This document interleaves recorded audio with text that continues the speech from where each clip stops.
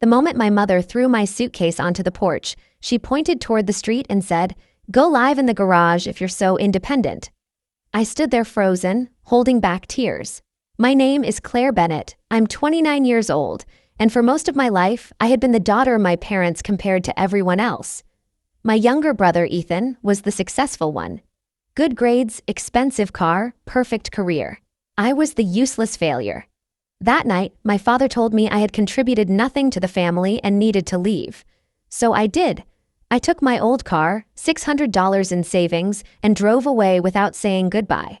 What they didn't know was that I had secretly been working on a small software business for 2 years. I had started it from my bedroom, working late every night after my regular job. 3 months after leaving, everything changed. A major company offered to buy my software.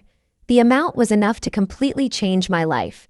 But instead of celebrating, I remembered my parents' words. Then, one afternoon, my mother called. Her voice sounded completely different. "Claire, we need your help."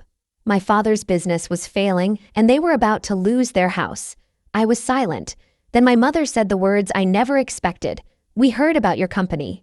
Suddenly, I understood. They didn't want their useless failure back.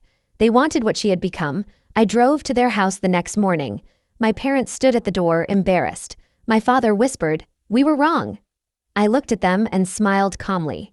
"You were right about one thing," I said. "I needed to leave." Then I handed them an envelope. Inside was enough money to save their house, but with one condition. They could never again call me a failure. For the first time in my life, my father lowered his head. And I finally walked away knowing I didn't need their approval anymore.